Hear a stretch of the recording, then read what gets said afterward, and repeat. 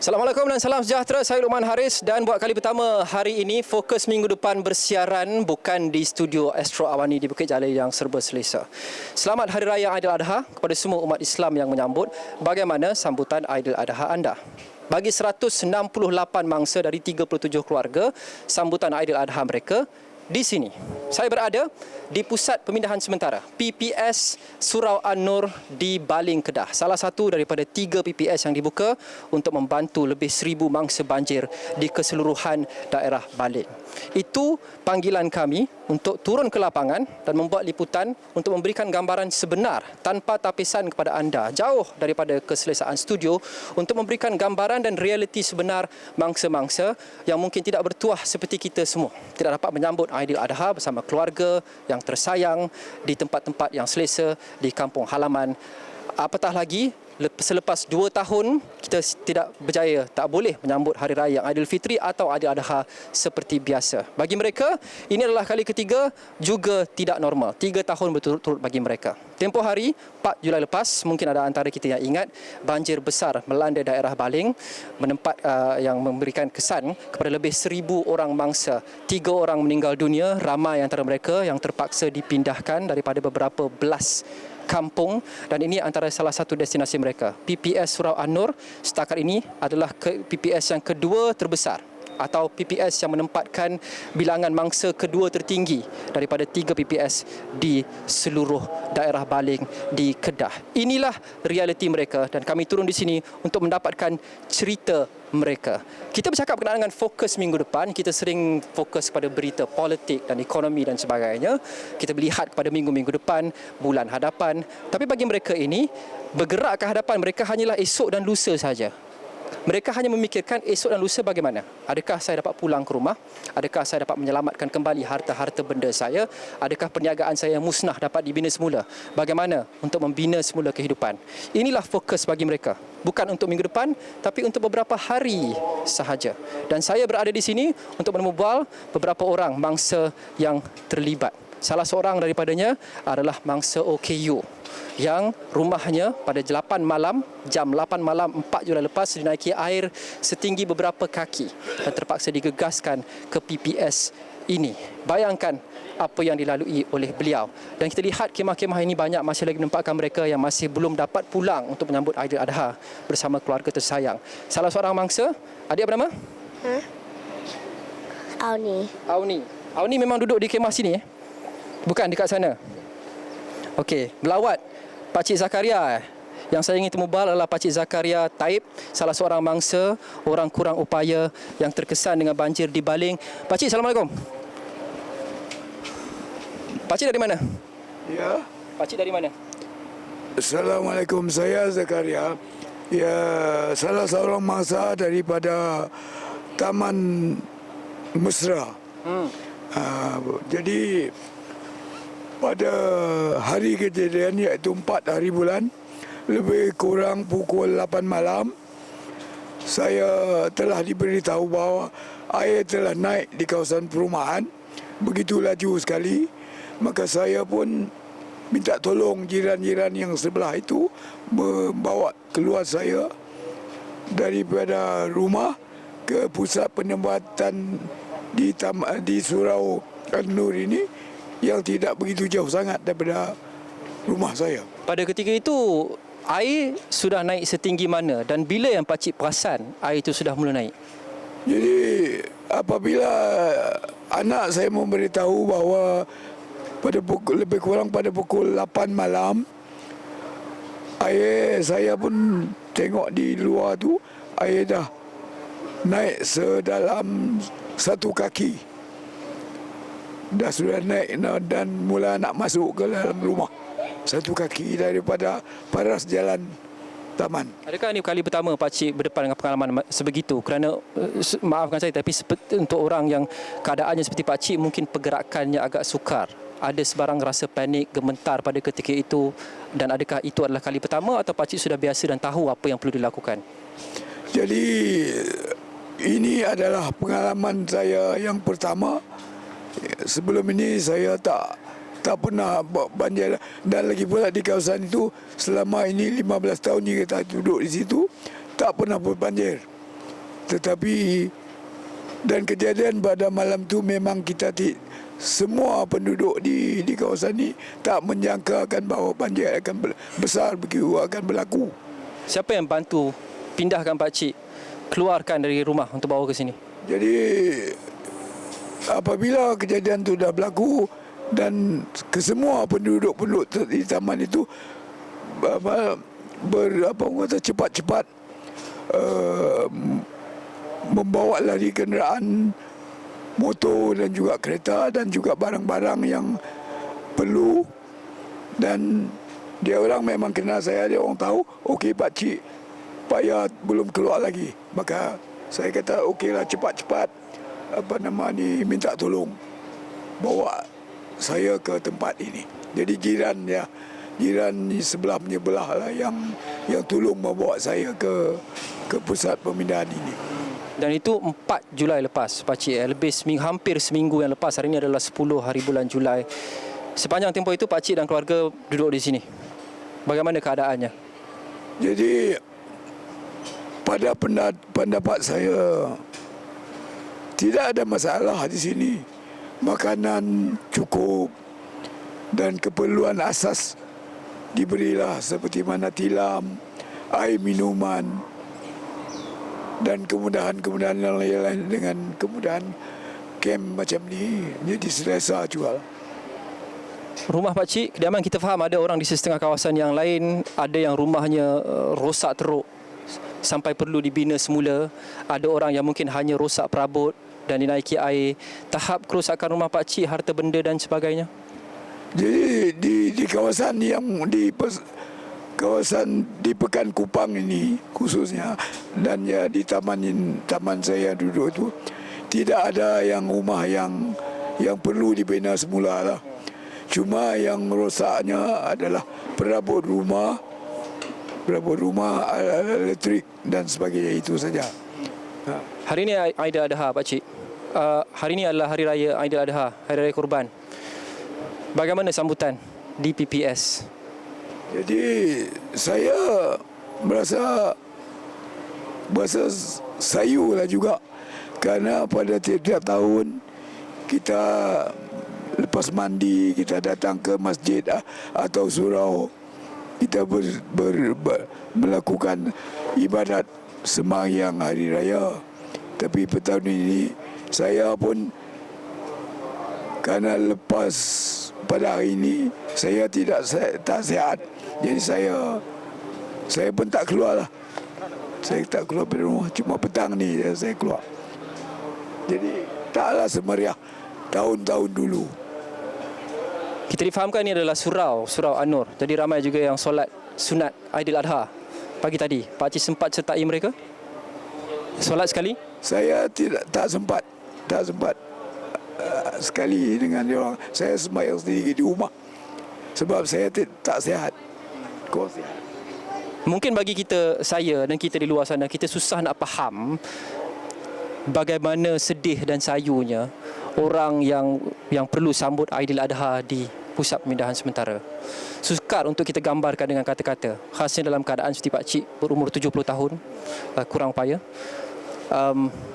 Cuba ceritakan kalau boleh dengan perkataan, bagaimana beza rasa Aidiladha tahun ini, sambutannya sebagai mangsa banjir di PPS.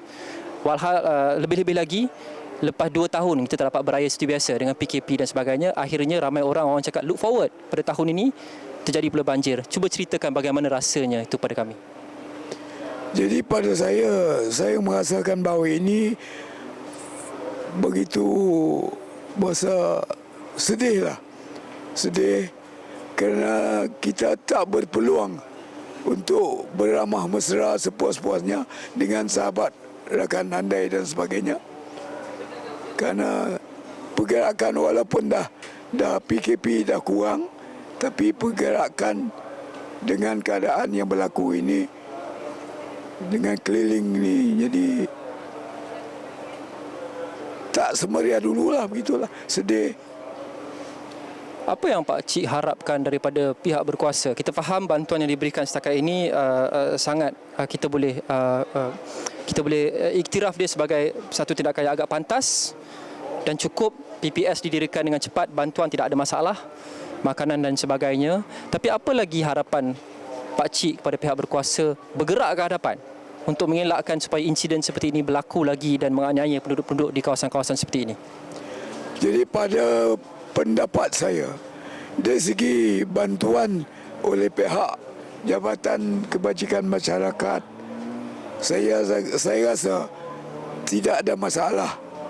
Cuma dia kadang-kadang oleh kerana maklumat ataupun orang kata maklumat kejadian yang berlaku itu begitu lambat nak sampai kepada penduduk. Pada 4 hari bulan itu lambat sampai, bagaimana? Jadi kejadian itu saya dipahamkan oleh sahabat saya yang berada di kawasan Kampung Ibu itu di mana punca kejadian itu. Jadi di sana bermula pukul 4 petang benda itu berlaku. Kemudian di sana, di sini kita tak dapat maklumat supaya bersedia bahawa kemungkinan perkara air itu akan sampai ke sini dengan laju ya. Jadi sepatutnya amaran banjir dan sebagainya itu patutlah diusahakan supaya rakyat ataupun penduduk-penduduk dapat bersedia dengan lebih awal. Bercakap berkenaan dengan komunikasi maklumat, ada penduduk setempat yang terkesan ini khasnya, adakah mereka sudah diberikan sebarang penjelasan mengapa insiden ini terjadi? Kerana Pak Cik dan keluarga-keluarga di sini, 37 keluarga di sini, ini adalah orang yang paling terkesan sekali, terkesan secara langsung. Ada sebarang penjelasan mengapa ini terjadi dan difahamkan kerana Pak Cik juga jarang berlaku di sini. Ada sebarang sebab yang diberikan? Kita tunggu azan takbir hari raya.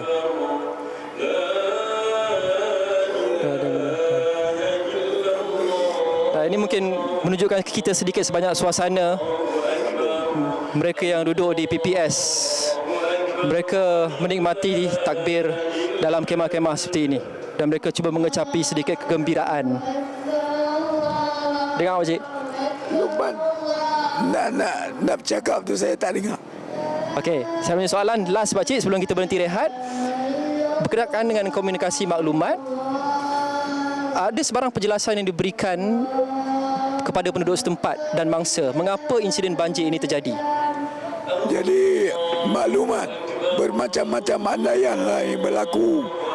Dia orang bagi, tetapi yang jelasnya dia berpunca daripada penerokaan kawasan tanah di kawasan itu untuk menjalankan buat projek tanam durian. Dia orang dah cucikan hutan yang berbukit dan sebagainya itu. Jadi apabila hujan lebat, air itu dia menghakis, dia turun. Dan saya dipahamkan di kawasan itu pihak pemaju yang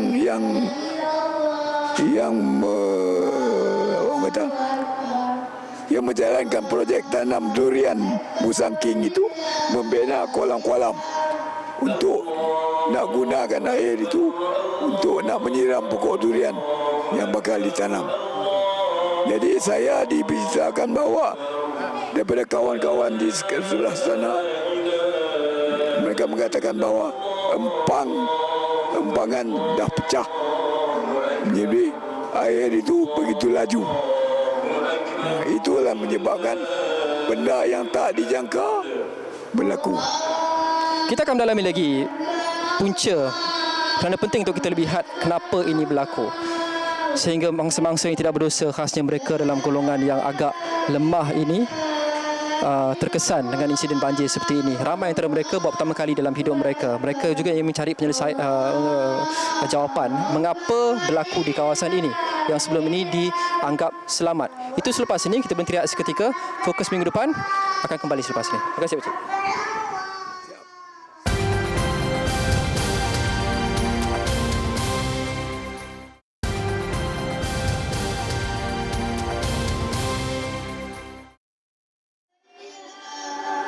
Anda kembali bersama Fokus Minggu Depan. Saya Luqman Haris. Mungkin ada antara anda sebenarnya agak jelas dengar takbir Aidiladha yang dilaungkan di belakang saya. Ini kerana kita berada di Surau An-Nur di Kupang, Baling, Kedah. Surau An-Nur sebelum-sebelum ini menjadi tempat yang sering dikunjungi oleh penduduk setempat untuk menunaikan solat sunat Aidilfitri dan juga Aidiladha, tapi kali ini, tahun ini, ia menjadi pusat pemindahan sementara PPS gara-gara banjir yang melanda Baling pada 4 Julai lepas. Satu daripada 3 PPS yang dibuka masih lagi menempatkan kira-kira 170 orang mangsa daripada 37 keluarga. Dan hari ini, Hari Raya Aidiladha, inilah kegembiraan yang mereka cuba kecapi. Suara anak-anak kecil di belakang saya melaungkan takbir sambutan Aidiladha bagi mereka hari ini bersama dengan 160 mangsa banjir yang lain dalam kemah-kemah seperti ini. Kami di Astro Awani turun ke lapangan untuk mendapatkan kisah mereka. Rancangan inilah rancangan Fokus Minggu Depan, di mana kita sering kali membincangkan berkenaan dengan apa yang kita boleh jangka menjadi berita-berita mutakhir sepanjang minggu depan, politik, sosial dan sebagainya. Tapi elok untuk kita tinggalkan itu buat sementara, kerana mereka di sini bukan sahaja minggu depan, malah hari-hari akan datang juga mereka belum tahu nasib mereka yang sebenar. Bila mereka dapat pulang? Adakah harta benda mereka dapat diselamatkan? Bagi mereka yang musnah dan hilang perniagaan mereka, bila mereka boleh kembali bangkit? Itu tadi saya bincangkan antara lain bersama dengan salah seorang mangsa, Zakaria Taib, dan kini saya mau membincangkan apa yang kita boleh jangkakan dalam hari-hari akan datang untuk bangsa banjir di Baling ini bersama dengan pasukan Angkatan Pertahanan Awam. Kita mulakan dengan Kapten Nur Rashikin yang mengetuai di sini terlebih dahulu. Terima sekali Kapten Nur Rashikin. Apa status terbaru di sini? Kita faham mangsa sudah pun berkurang, PPS 2 dan ada yang sudah dibenarkan pulang. Apa yang terkini? Okey, sebelum itu terima kasih kepada Astro Awani kerana sudi bersama dengan kami di daerah Baling ini, walaupun di hari-hari Raya Aidiladha ini kita masih lagi bekerja dan juga demi masyarakat kami masih bersama-sama dengan mereka. Okey, untuk status terkini di daerah Baling ini, untuk seperti yang Tuan maklumkan tadi, 2 PPS masih lagi beroperasi, tetapi untuk APM, penugasan APM sendiri kami meneruskan dengan pasca bencana, iaitu dengan kami ke kampung-kampung yang mana yang terjejas dan juga melakukan operasi pembersihan dengan agensi-agensi yang lain, dan biasanya kita akan melalui pusat kawalan operasi bencana untuk kita meneruskan kita punya operasi. Di situ akan diselaraskan oleh pusat kawalan operasi bencana untuk kita hadir ke mana kampung yang boleh kita turun untuk melaksanakan operasi pasca bencana. Ada sebarang isu atau cabaran yang dihadapi sekarang ini untuk memastikan semua bekalan, asas, barangan penting sampai ke semua mangsa? Kalau setakat hari ini, Alhamdulillah, tetapi cabaran tu tetap ada. Sebab ini, kalau dimaklumkan, ini adalah salah satu bencana yang tak pernah lagi berlaku di daerah Baling. Sebab kalau biasa banjir biasa, okey. Tapi ini adalah kepala air, ini satu benda yang barulah. Dan cabaran yang dihadapi oleh APM dan juga agensi-agensi di sini, pertama sekali, saya nak maklumkan jugalah untuk segala penagihan. Bila ada NGO dan juga individu yang hadir ke daerah Baling ini tidak melalui pusat kawalan operasi bencana, itu akan memberikan impak yang tak baik jugalah. Sebab kita akan di pick up, kita akan menyelaras, kita akan mengelola dan juga kita akan mengagihkan barangan-barangan yang ada di pusat pengumpulan dengan telus dan juga orang kata dengan seksama lah. Apa respon Kapten kepada NGO yang mungkin mengatakan kita tak melalui proses itu kerana terlampau banyak birokrasi dan dia akan melambatkan, lebih efisien untuk pergi secara terus? Apa respon Kapten kepada mereka yang berkata begitu? Okay, kalau di sini saya nak maklumkanlah kepada NGO dan juga individu yang hadir ke daerah Baling ini, yang mana nak memberikan bantuan, sila berhubung di pusat kawalan operasi bencana yang bertempat di pejabat daerah Baling, ataupun sebelum mereka hadir, mereka boleh menghubungi pusat kawalan operasi bencana di talian 04 470 1949. Okay, di situ mereka akan diberi dokumen dan juga lain-lain lah, dan akan diselaraskan oleh pusat kawalan operasi bencana untuk kita mengelakkan sebarang perkara-perkara yang tidak diingini di kehadapan lah. Ada lagi sebarang cabaran. Kita faham cabaran pada sejurus selepas banjir 4 Julai itu berbeza dengan cabaran mungkin seminggu selepas itu, iaitu hari ini, kerana sekarang ini mangsa sudah dipindahkan dan sebagainya. Apa cabaran-cabaran yang dihadapi sekarang untuk menguruskan mangsa. Saya kira dia lagi berada di 2 atau 3 PPS lagi di Baling ini. Okey, kalau yang cabaran yang kita nampaklah selama kita berada di PPS membantu bersama dengan CKM, daripada segi kita nak menjaga mental dan emosi mangsa tu sendiri, sebab kita akan memberi kaunseling lah daripada CKM, mereka akan bagi kaunseling, dan APM pun kita akan bersama dengan CKM untuk membantu memulihkan dan memberi semangat kepada mangsa-mangsa agar mereka terus kuatlah menghadapi dugaan ni. Saya mau pergi ke Tuan Zulhadi. Terima kasih Kapten Nur Rashikin. Ada sebarang insiden, kita tahu bahawa insiden kepala air di Baling ini adalah pertama kali yang terjadi, sekurang-kurangnya dalam satu tempoh masa yang lama. Sebelum ni kita ada insiden di Yan, Kedah, tapi ia satu benda yang baru bagi penduduk di Baling. Jadi dia agak unpredictable bagi kata orang. Dalam masa terdekat ini, adakah kita jangka ada sebarang lagi insiden susulan yang mungkin berlaku berikutan perubahan muka bumi yang didakwa oleh setengah penduduk? Takat ni berkenaan dengan kita pantau berkenaan dengan kaji cuaca lah, keadaan cuaca semasa. Takat ni masa-masa tak dibenarkan pulang lagi lah. Kita pun yang arahan yang penutupan pusat pembinaan sementara tu daripada arahan pegawai daerah lah. Takat ni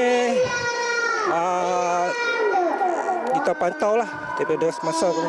Apa tahap kesediaan atau kesiapsiagaan APM jika ada sebarang insiden susulan berlaku lagi?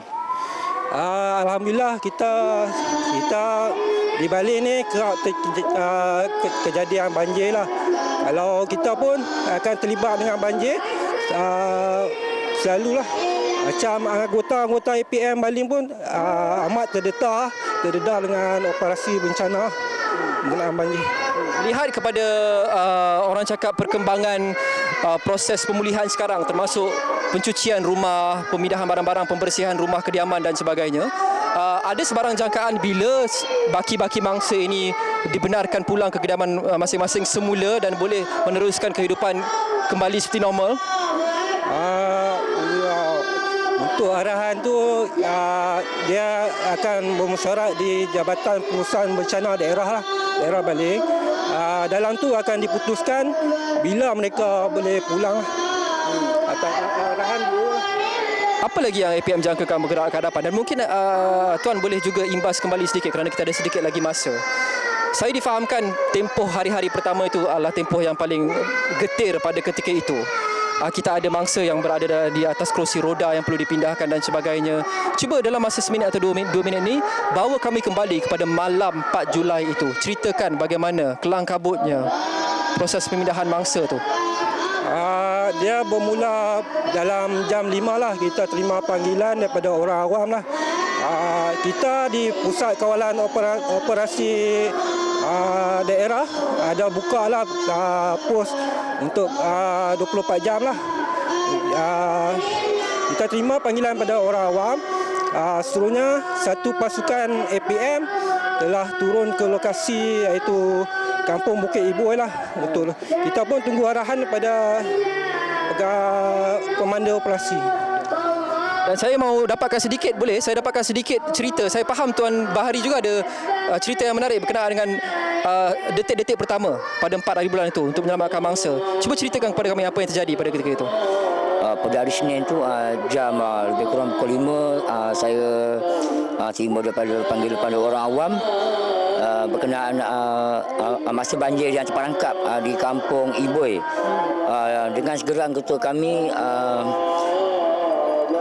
seramai 4 orang bergegas ke lokasi banjir dan kami turun daripada kenderaan untuk menyelamatkan mangsa banjir yang pertama lah. Seramai 3 orang. Saya 2 orang kanak-kanak dan 1 dewasa. Bila masa kami penting kami untuk menyelamatkan, lepas tu air yang besar tiba-tiba datang dengan membawa segala balak, segala sampah-sampah lah.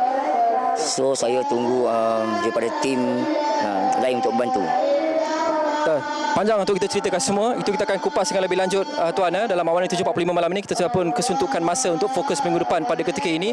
Sependek saja mungkin sedikit beberapa saat kita berada di lapangan di sini. Aidiladha kita sangat berbeza dengan yang lain. Mungkin saya minta Tuan Bahari lah mewakili semua ucapan pesanan Aidiladha kepada semua di luar sana yang menonton. Saya mewakili APM Baling mengucapkan selamat Hari Raya Aidiladha kepada semua anggota APM Baling Negeri Kedah dan seluruhannya, dan kepada masa banjir. Terima kasih. Terima kasih Tuan Bahari, Kapten Nur Rashikin dan juga Tuan Zulhaidi. Mereka ni adalah wira-wira yang kita kadang-kala dan malah selalu tak nampak. Mereka inilah yang membantu semua mereka yang memerlukan. Kita harap semua bangsa yang terlibat dan semua anggota badan beruniform dimudahkan urusan mereka, khasnya apabila mereka mahu menyambut hari yang istimewa ini. Itu saja untuk fokus minggu depan. Untuk episod ini kita akan singkap dengan lebih lanjut kisah ini dalam Awani 7.45 dan juga Sinar Awani pada malam ini di tempat lain, di Jambatan Ibo yang baru saja didirikan 2 hari lepas runtuh akibat banjir. Apa kisah-kisah di situ pula, termasuk peniaga yang hilang segalanya. Itu malam ini jam 7.45 hanya di saluran 501. Pastikan anda terus setia bersama saluran berita paling dipercayai di Malaysia. Saya Luqman Haris. Assalamualaikum, salam hormat. Kita jumpa malam ini.